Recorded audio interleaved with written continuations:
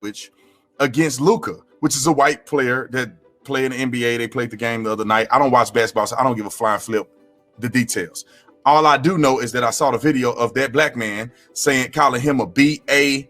white boy on national TV. I'm going to show y'all the clip here in a minute.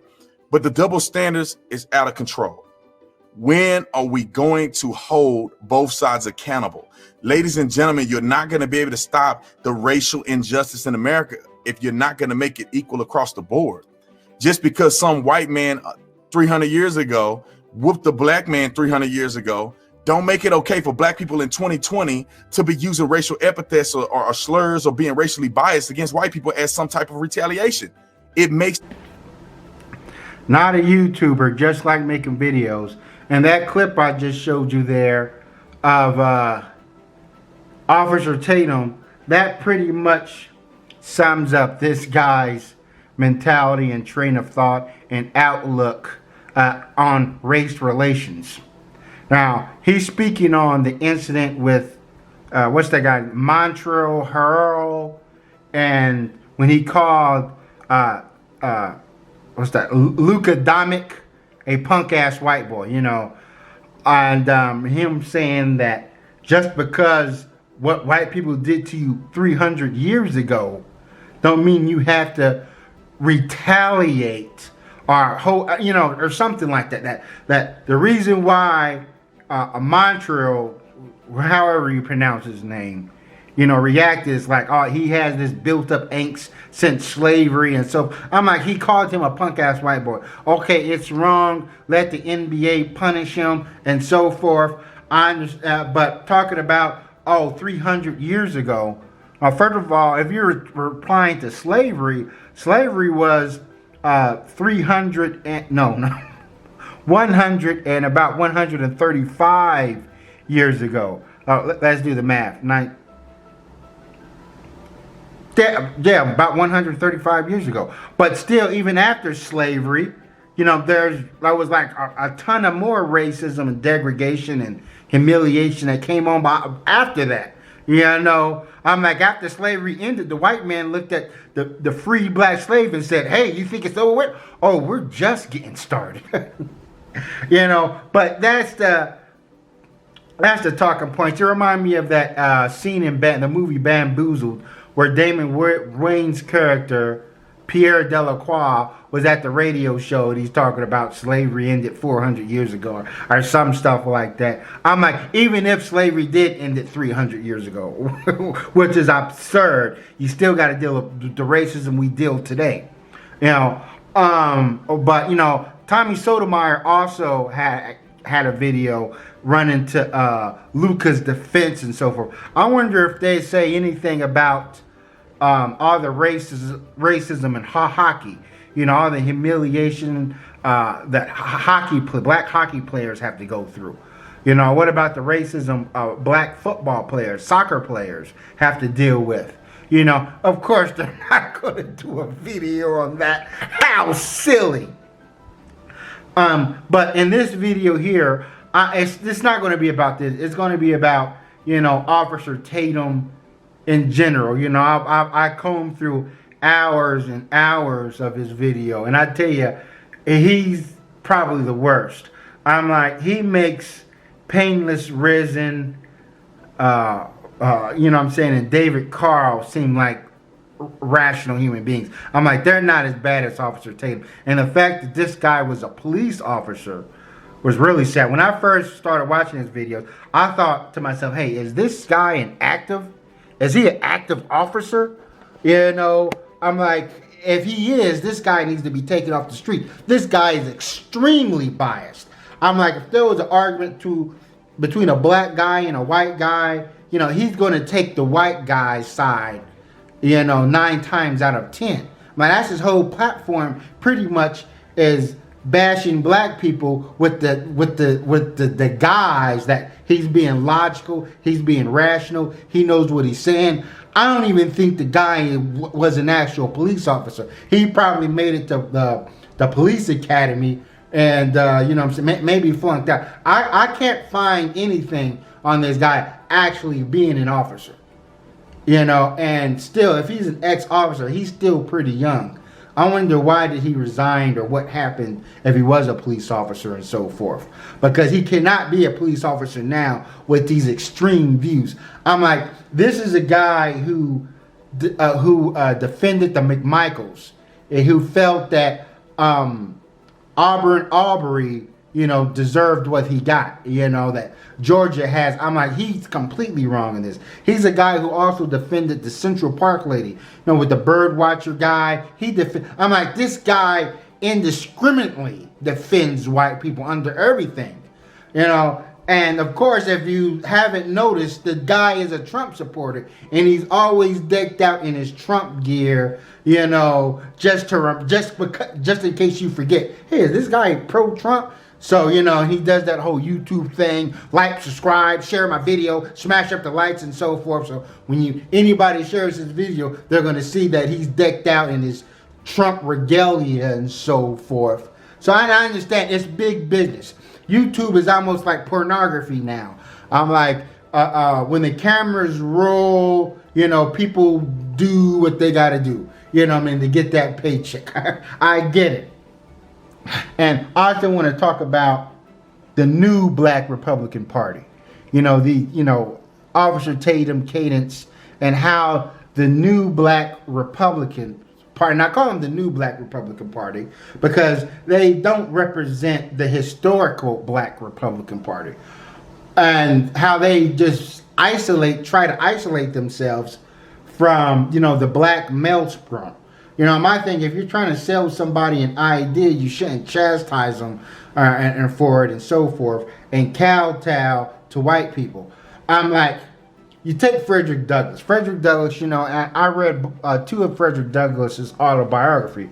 The guy was a Republican, you know, but Frederick Douglass he wasn't too fond of the 4th of July. He felt that it was arbitrary for black people to celebrate because we were still in bondage in 1776.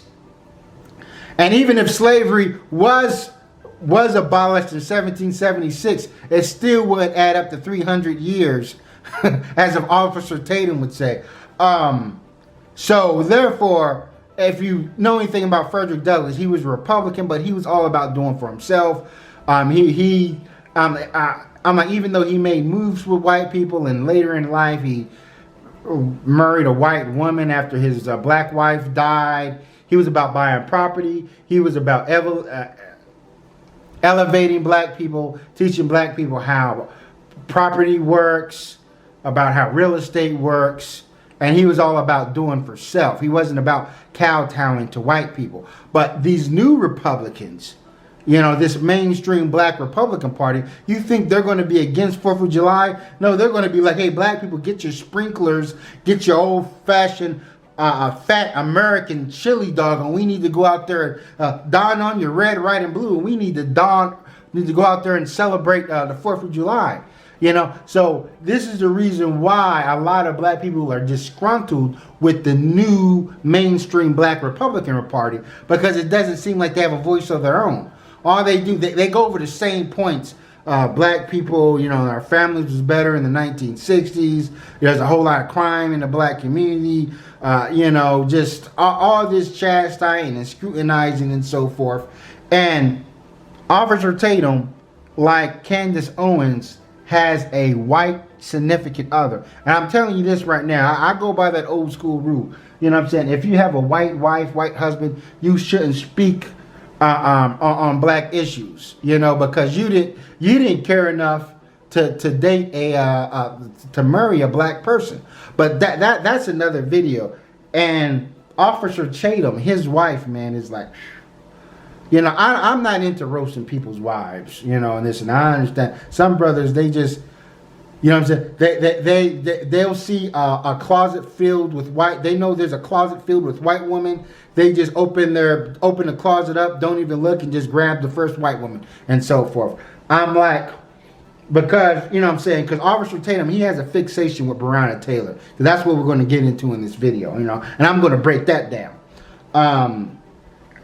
You know, and so forth. Let me roll this clip. They're still lying about Breonna Taylor.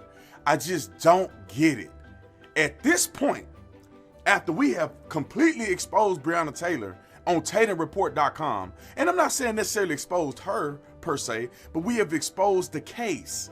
We have told the truth. We have given information that they are afraid to put out there because it's incriminating. And I'm gonna show it to you. I'm gonna show you. We're gonna put it up on the screen.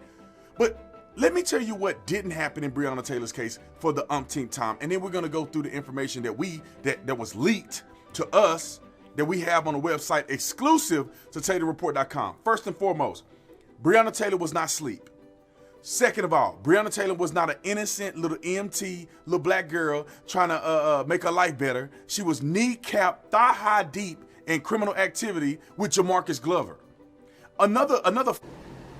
Wow, you know, I love how he said that Breonna Taylor wasn't this little innocent black girl. He says black girl as if he's outside the community, as if this guy cannot relate to a black woman in any sort of way. And just for that, you know, I'm sorry, I'm gonna have to do it. You know, Officer Tatum's white wife, she kind of looks like, she doesn't look like the Crypt Keeper, but kind of looks like that dude from the Creep Show.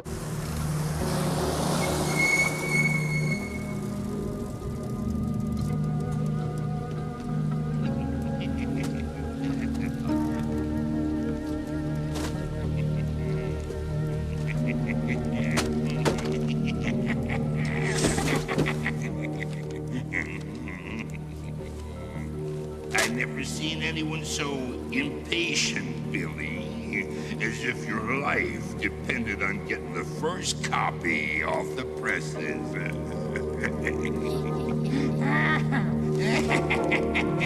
Had to do it. We're going to go into this. First of all, he says that, first of all, Breonna Taylor was not asleep. How the F does he know if she's asleep or not? I'm like, my mind is blown on this one. And as far as this armchair investigation, pulling up documents and so forth and files, and you know, because it's not like he's actually doing any real investigation, you know, but just stuff that he got off the internet and so forth. To me, that doesn't really hold any freaking weight. It holds no weight at all. Because I'm going to tell you why.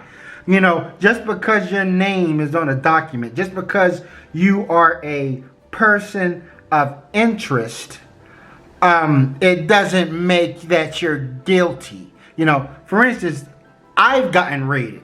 You know, I was a person of interest. They thought I was a drug dealer. They thought I was some sort of Nino Brown kingpin. You know, and I'm going to tell you how I got raided. I was just hanging with certain people. You know, I was young. You know, some of the dudes I hung with, the hip-hop heads that I hang with, because I used to hang out at these hip-hop clubs. They used to come by, drink beer, play video games, we'll listen to music and so forth. Some of them, yeah, they may have been hustlers. You know, but I'm like hand-to-hand drug dealers, nickel and dime drug dealers, selling pills, selling weed, you know, maybe selling other stuff. They just hung out with me. That's it. But that was enough to get me raided, you know. And trust me, being raided is not a pleasant experience. You're in handcuffs. They're ransacking through your home. They're seeing your dirty underwear and so forth. You know, I had a porno library. They're going through that. So it's like, you know, I mean, you have no, it's like, you know what I'm saying, your privacy is invaded. You know, and then they didn't find nothing. You know, just like Breonna Taylor, they didn't find nothing. The only thing they found was blunt shavings. You know, that's it. You know, and so then they just let it go. They was disgruntled that, you know, I guess they thought they was going to hit some sort of stash, you know, and I was, you know, I was playing the race card. I would say, you're doing this to me because I'm black. Like, because I have my work uniform on. Like, man, I work. Why do I have to sell drugs? Even though there are people who do work and sell drugs. But still, they figured they got a false tip. You know what I'm saying? But that's how it was. It's not that hard to get raided. So therefore, let's say I was an unarmed black man during that raid, and they killed me during the raid. Somebody look up the documents, and they'll say, well, you know what I'm saying, they did have an search warrant. He was a perfect person of interest. You know, his name is on paperwork. You know, so maybe he was selling drugs and he did something and the cop shot him and so forth. You know, but you know, Breonna Taylor does not have a criminal record. You know, I'm like, whatever happened to innocent till you proven guilty? Officer Tatum should know that. I'm like, as I said, these people don't care about law and order. They don't care about the proper procedures and so forth. I'm like, he's just defending these white dudes, which one of the cops that was involved in a raid, Hawkins or whatever, Harkison, I'm like, he got fired over a separate incident. I'm like, they said this dude was, you know, dirty as hell. And also, let's say and also when it comes to raids, I'm like, botched up raids. They're a common occurrence. See, the Breonna Taylor incident that's just made international news. But innocent people get killed in botched up raids all the time. You know, let me read something off my phone here. I got a screenshot here. I normally would put it on the screen, but I got some new technology. But on my screenshot here, it says many people across the political spectrum, from the American Civil Liberal Union, the NAACP, the National Urban League, Jesse Jackson, even right-wing libertarians like Ron Paul, Walter Williams, and the 2012 Libertarian Party presidential nominee Gary Johnson have pointed out that the war on drugs has become more deadlier than the drugs itself. Innocent civilians have more to fear from botched drug raids and careless police works than they do from the drug dealers. Ooh, that's hard. That goes hard. Matter of fact, I did a video, one of my classic Pinhead videos. I talked about how the war on drugs is like a war on civilians. How many innocent people get killed because these cops are like, dude, which way do I go? Which way do I go? You know, they just going into places open, find little kids again. In. I'm like, it's crazy. Breonna Taylor incident just made international news. And then I understand that with Officer Tatum, you know, since there's so much money, you know what I'm saying, he can make out of this, you know, because he's just a grown man exploiting the death of a black woman. That's basically what it is. All that shit, paperwork and nothing. I'm pretty sure there's all kind of innocent people on all kind of fucking paperwork, you know, across the spectrum. And let's say, but then looking at Officer Tatum, his whole library, you know, of works here. Let's say I give him the benefit of the doubt. Let's say maybe Officer Tatum is being rational and logical, and he's taking race out of it. He's taking emotions out of it. And let's say maybe he's right on the Breonna Taylor thing. But then if I look at his whole library again, how he sides with white people all the time. And, you know what I'm saying, from his twisted point of view, a black person always did something wrong. It's still going to hurt him. People are going to look at his stand on Breonna Taylor as just his stance on every fucking video he came out with. Excuse my language. You know, they're like, man, this dude is biased everywhere. Even in the Aubrey case, this dude is biased. He said that Aubrey was the aggressor. You know, if I could point out a video where he gives the black victim, you know, where he says, hey, man, this was fucked up here, man. You know, then maybe I could listen to what he's saying in the Breonna Taylor case, you know, and be like, okay, maybe he's sort of right. But, you know, this pretty much falls in line what he's pretty much, what his whole channel is built upon. But that's all I want to say. Thanks for watching, and never stop learning.